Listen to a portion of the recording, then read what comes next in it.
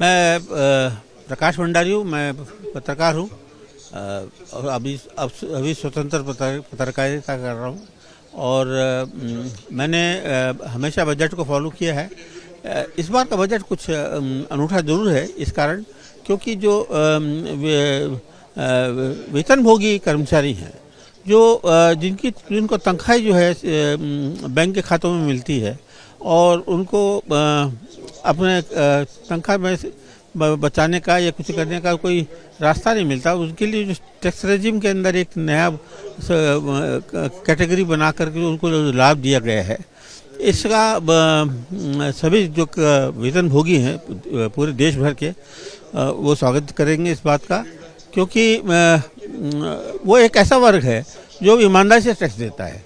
ईमानदारी से टैक्स तो सैलरी में कट के ही आता है।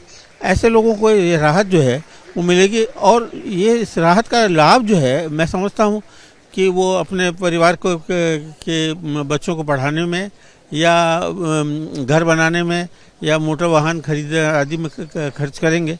इसके अलावा जो है वो ये जो पैसा बचेगा उसका मुझे लगता है वो कहीं ना कहीं किसी न किसी रूप में वो खरीदारी में लगेगा, अच्छे कार्यों में लगेगा और उसके जैसे केंद्र सरकार को राजस्व प्राप्त। हालांकि मैं टैक्स वाले विभाग में नहीं था, पर वित्त से मेरा संबंध रहा है।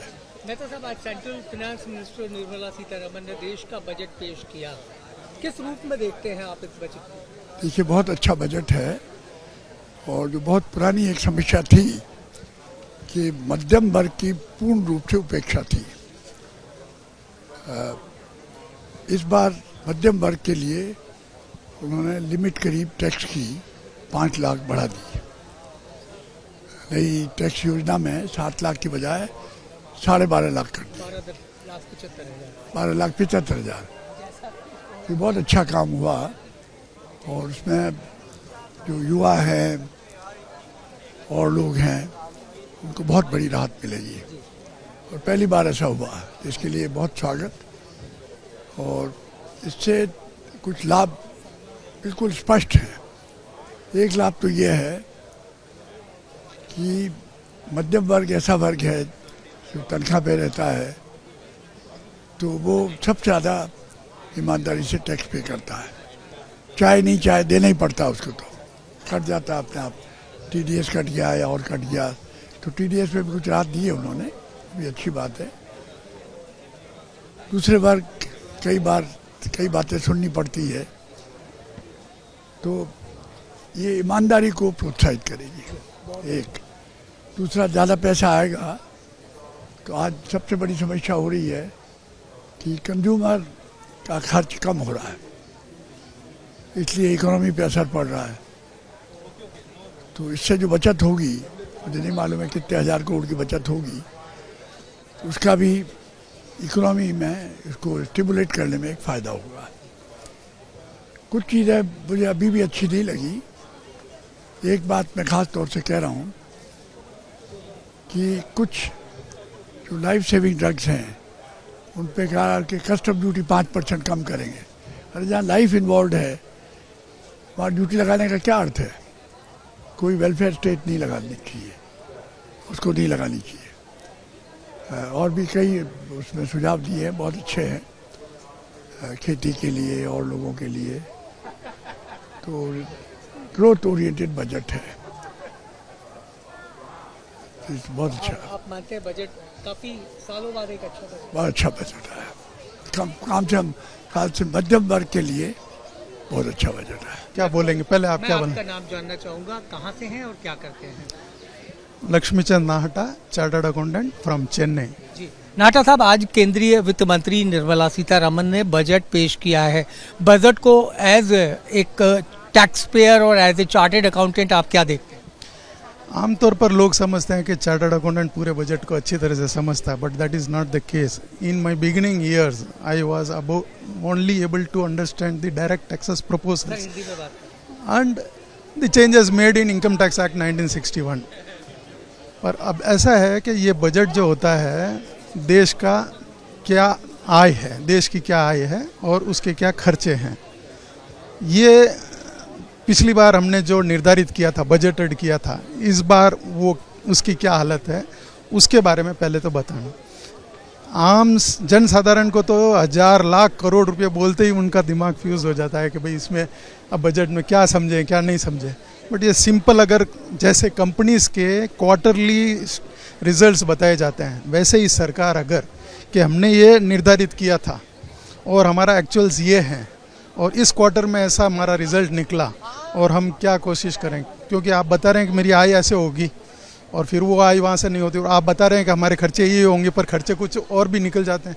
तो सरकार को, जनता को ये बताना चाहिए कि हमने जो भी आय आपसे कलेक्ट किया है कर, उसको हमने कैसे खर्च किया है, ये बताना चाहिए। वेतनभोगियों के लिए एक बड़ा प्रावधान। और दूसरा, ज़्यादातर बजट में क्या होता है कि अगर ये बजट आप सेम बजट अगर कोई दूसरी पार्टी सरकार में हो तो वो कहेंगे कि हमारे वित्त मंत्री ने बहुत अच्छा बजट पेश किया, और अगर आज की जो सरकार है अगर वो विपक्ष में होती तो वो कहेंगे कि ये बजट देश को नीचे ले जाएगा, ऐसा। लेकिन अगर आम वेतनभोगी की बात करें, हाँ, उनके लिए ये जो अब प्रावधान दिए गए हैं ये अच्छे दिए गए हैं। क्या समझ सकते हैं आप, इससे उनको टैक्स में राहत मिलेगी? 7 लाख की लिमिट को 12.5 करने से उनको राहत मिलेगी जरूर, उनके लिए एक बहुत अच्छा, क्योंकि वेतनभोगी लोगों के लिए कोई भी तरह का टैक्स प्लानिंग नहीं हो सकता है। They can't show expenditures etcetera and they have to pay the entire salary as tax, offer for tax. So this proposal is a good for them. कुछ कैंसर की दवाइयों को कम करने का पैसा वगैरह कम किया है उसको। आपका नाम जानना चाहूँगा, क्या काम करते हैं? मेरा नाम मुकुंद है और मैं एक मैनेजमेंट कंसल्टेंट हूँ। यानी सैलरीड है मुकुंद? सैलरीड है, हाँ। मुकुंद, आज के बजट को देखा आपने? निर्मला सीतारमण जो फाइनेंस मिनिस्टर, उन्होंने बजट दिया, किस रूप में देखते हैं आप बजट को? नहीं, सही बताओ तो थोड़ा सा अभूतपूर्व है देखा जाए तो, क्योंकि कोई उम्मीद नहीं कर रहा था कि टैक्स स्लैब में इस तरह का वो दिया जाएगा, छूट दी जाएगी। तो लग रहा था कि मिडिल क्लास जैसे हमेशा जो सैलरी लोग हैं खास करके सबसे ज़्यादा टैक्स वही पे करते हैं। इंडिया में करीब सिर्फ 4% लोग इनकम टैक्स पे करते हैं और इनकम टैक्स सबसे बड़ा सोर्स है गवर्नमेंट टैक्स का। 20% गवर्नमेंट का जो रेवेन्यू इनकम टैक्स से आता है, तो इतना बड़ा छूट देना बहुत अभूतपूर्व है, तो उम्मीद नहीं थी और आई थिंक इससे अच्छा ही होगा सबके लिए। और कोई टैक्स की ऐसी चीज़ें जो आपको ऐसा लगता हो कि बहुत अच्छी हुई या ख़राब हुई? हाँ, नहीं तो अभी भी पूरा मैंने देखा नहीं है अभी, और मैं भी उसको अच्छे से स्टडी करूंगा बजट।